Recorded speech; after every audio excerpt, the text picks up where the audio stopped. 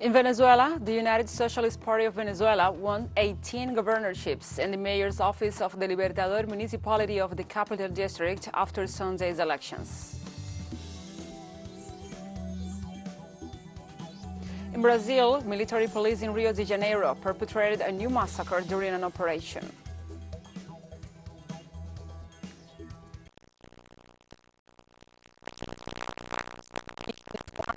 COVID-19 vaccines for several countries.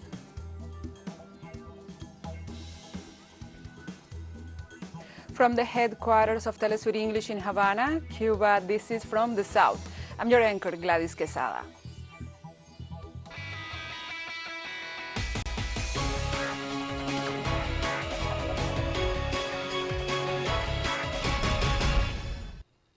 Now we begin with the news. The president of the Venezuelan National Electoral Council, Pedro Calzadilla, presented Monday the second official bulletin on the regional and municipal elections held on November 21st.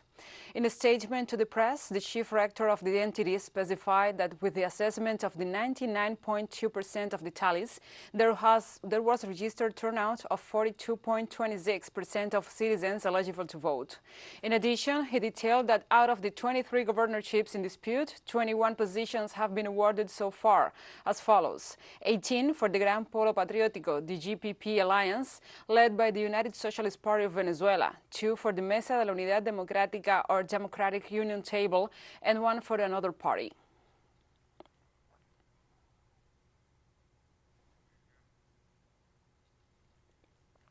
Venezuela National Assembly President Jorge Rodriguez addressed on Sunday's elections outcome and thanked the people of Venezuela for the participation on the process.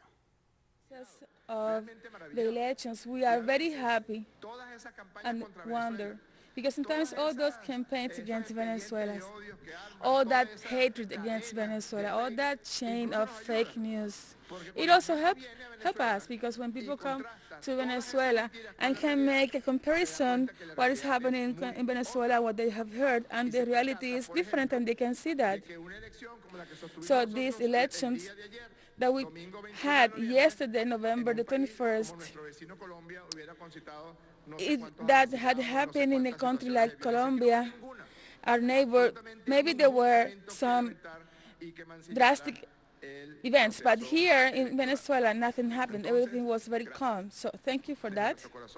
From our heart, thank you to you all, women and men. All women and men, they participated. They were all counted.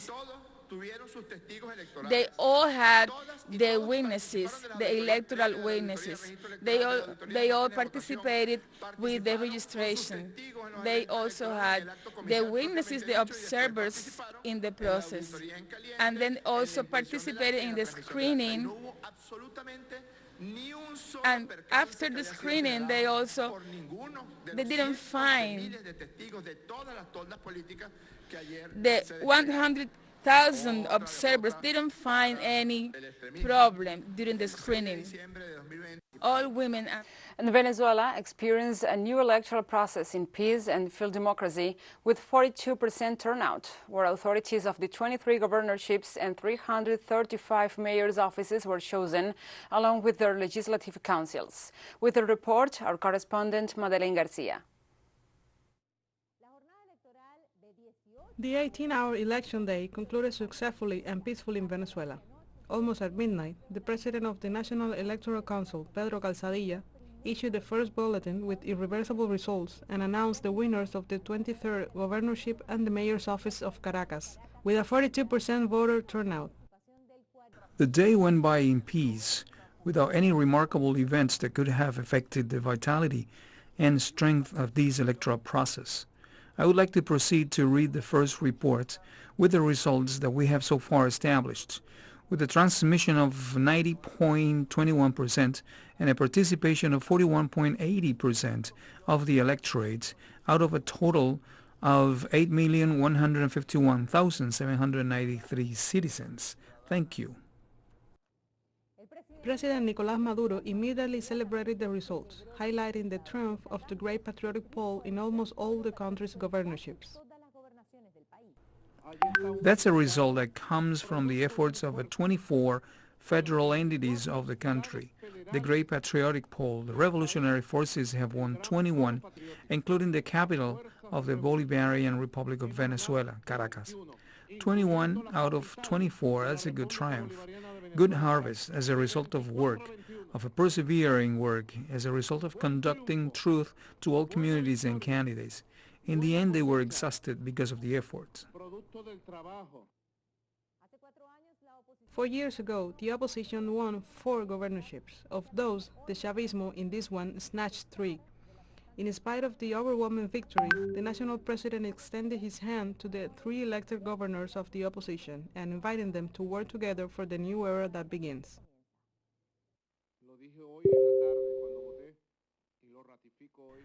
I said so this afternoon when I voted, and I reaffirm it now. My call is for all winners and losers of these elections. My call is to respect the results. It's for political dialogue and the national reunification. The opposition has chosen 3 governors at the Nueva Esparta state, a man with long experience, Morel Rodriguez, at Cojedes state, a man with a very long experience, all of them coming from parties of the Fourth Republic, Democratic Action in Copey, in Cojedes, Galíndez, and in Zulia, a man with 30 years of experience in politics, Manuel Rosales. I extend the same call to governors and mayors of the Great Patriotic Poll. We're going to work with dialogue and understanding. We're going to work with goodwill, with faith. I extend my hand to governors from the opposition to get together and come up with plans together and to support the states that today have been nominated, presented and elected as governors of such states. That's my call, and I do so with good spirit and with respect to the rules of democracy. And finally, the opposition candidates began to recognize the results. The electoral power instructed the regional and municipal boards to proclaim the winners in the 335 municipalities of the country.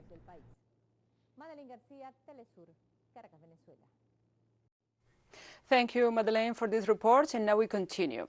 As part of the teams of international observers present at Venezuela's regional and local elections, the member of the network of intellectuals, artists, and social movements in defense of humanity, Héctor Díaz Polanco, praised on the transparency and organization of the process. We can reassure that the Venezuelan electoral system is reliable, and it guarantees that each voter decision will be counted. We also highlight the Venezuelan electoral system guarantees the basic principles of the people's right to vote,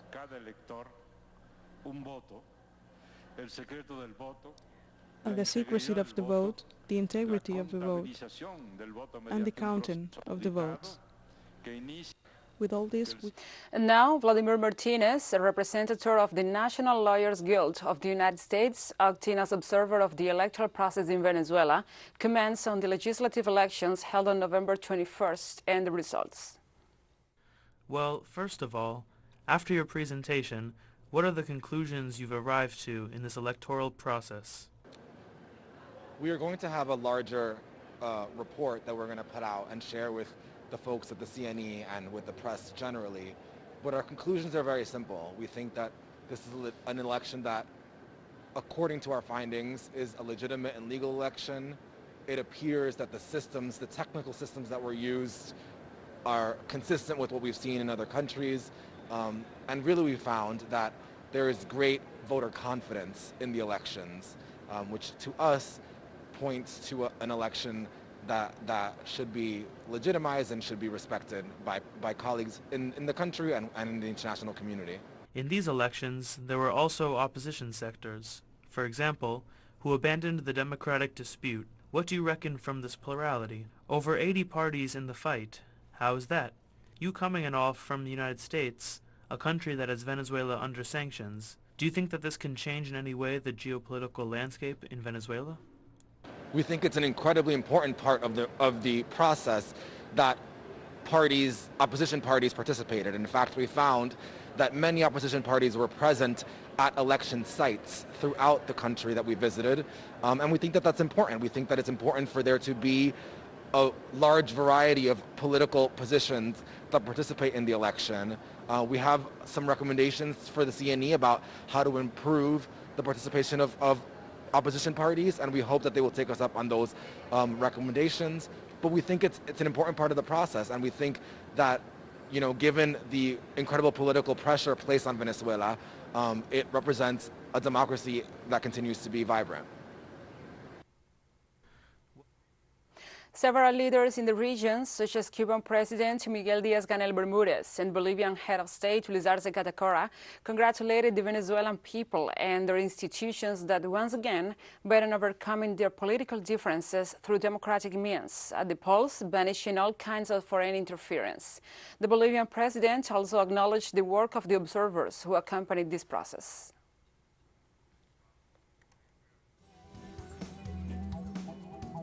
We'll take a short break now. Join us again after this.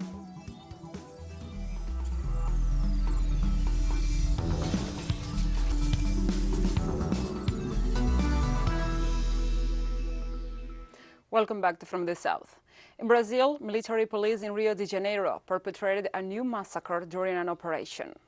The events unfolded over the weekend. Victims' relatives and neighbors of the favela carried at least 10 bodies and denounced that the bodies showed signs of torture.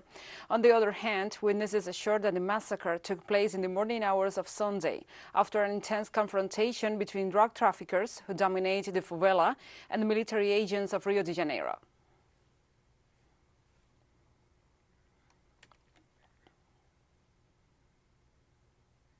On Sunday, the main candidates for the presidency of Honduras held their final rallies in Tegucigalpa.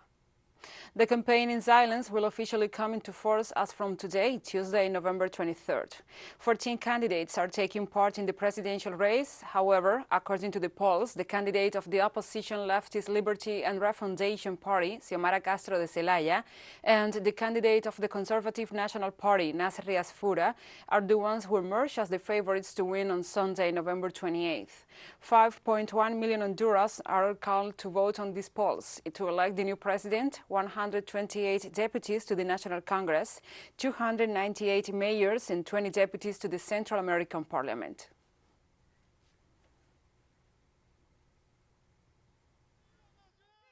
A woman is needed to assume the presidency of the Republic and to manage funds with transparency, and that we will say out with corruption in Honduras.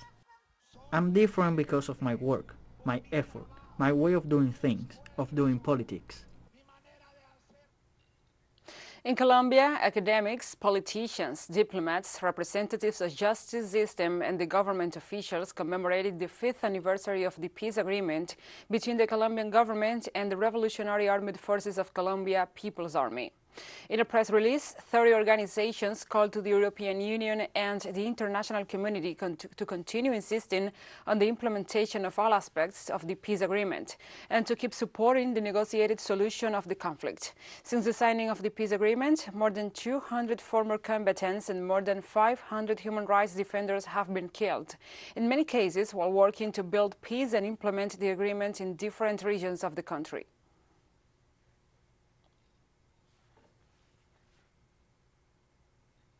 Russia's Foreign Minister Sergei Lavrov said on Monday that Moscow sent the Lebanese government's satellite images from the 2020 deadly Beirut port blast in an effort to help with the investigation. In a meeting with his Lebanese counterpart Abdullah Abu Habib, Lavrov said his government had transferred pictures convened by the country's space agency Roscosmos. The head of the Russian diplomacy stated that these images, which captured the port before and after the explosion, should help determine the cause of the blast. At the request of the Lebanese government, we today handed over materials prepared by Roscosmos, space images, satellite images, and we hope they will help in investigating the causes of this incident. And we have more news coming up after a final short break, so stay with us.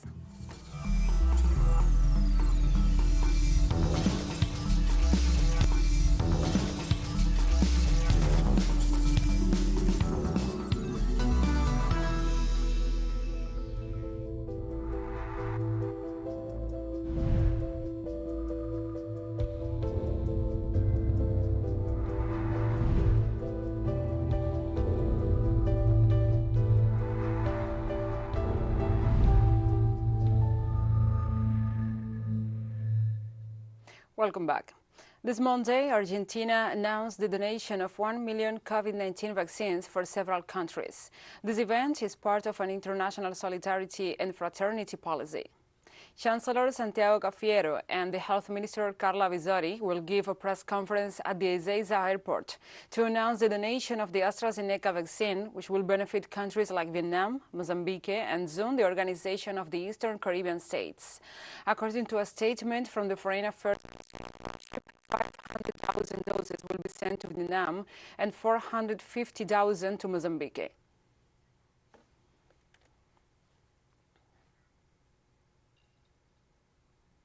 In Costa Rica, the reduction of beds for patients with COVID-19 in the special treatment base for this illness in the country began on Monday to make way for the recovery of health and surgery services in the National Rehabilitation Center known as CENARE.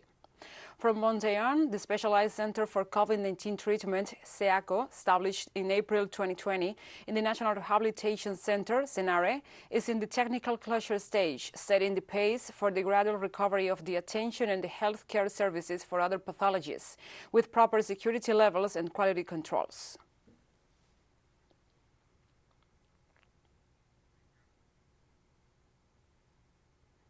The Mexican government warned about indicators that point to a possible fourth wave of COVID-19 infections. Health authorities reported an increase in the number of contagions after recording at least 306 new cases and close to 227 deaths in the last 24 hours. They also highlighted that in the last 14 days, the number of active cases were below 19,000. Data from the World Health Organization show that Mexico has recorded more than 3 million cases and nearly 300,000 fatalities from COVID-19 since the start of the pandemic.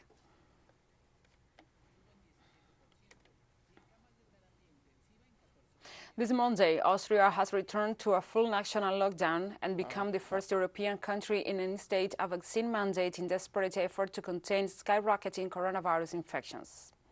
The lockdown in the Alpine nation comes as average daily deaths have tripled in the recent weeks, and hospitals in heavily hit states have warned that their intensive care units are reaching capacity. People will be able to leave their homes only for specific reasons, including buying groceries, going to the doctor, or exercising.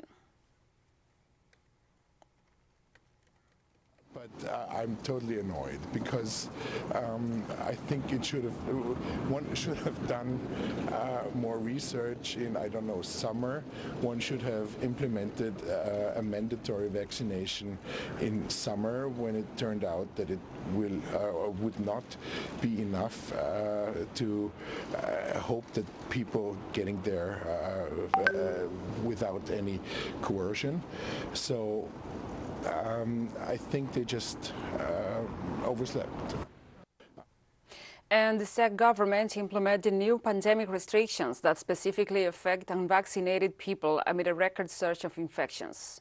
Health Minister Adam Wojciech said that most unvaccinated people will no longer be allowed to attend public events, go to bars and restaurants, visit hairdressers, museums and others, or use hotels based on coronavirus test results. Only people who are vaccinated and those who have recovered from COVID-19 will remain eligible. Authorities said the goal of the measures is to motivate people to get vaccinated. Exceptions include teenagers aged 12 to 18, people whose medical condition doesn't allow vaccination, and people who have received at least one shot of a coronavirus vaccine. The announcement came last week after the Czech daily tally soared to more than 22,000 new cases last Tuesday. Some restrictions have to be done, but I'm not sure whether it is good to divide people between vaccinated and unvaccinated, and this is something which will divide our society and split the society into two parts, and I'm not sure about this is good. Pharmaceutical companies Pfizer and BioNTech confirm a 100% efficacy of their vaccine against COVID-19 in teenagers aged 12 to 15. Authorities of these pharmaceutical companies disclosed recent information of a long-term analysis focused on the security and efficacy of their vaccine against their COVID-19 in children. The up-to-date findings of the phase 3 test show that a 2-dose plan of the big company's formula was 100% effective in the immunization against the virus, measured in a time frame of 7 days to 4 months after the second jab.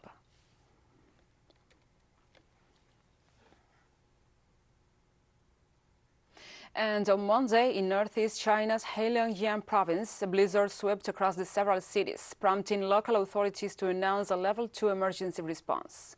Snowfall began to hit late on Sunday, forcing several highways to shut down and causing flight cancellations and the suspension of schools and bus services. Snow removal vehicles were dispatched to clear the roads, while police directed traffic on high-risk roads. Local authorities organized over 2,300 workers to clean snow overnight. In addition, a total of 11 snow fields were set up to dump snow collected from roads and walkways.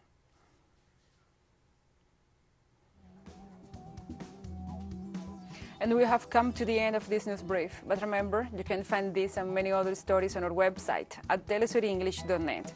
And also, if you feel so inclined, please join us on social media. We are on Facebook, Twitter, Instagram, and Telegram. For Telesur English, I'm your host, Gladys Quesada. Thank you for watching.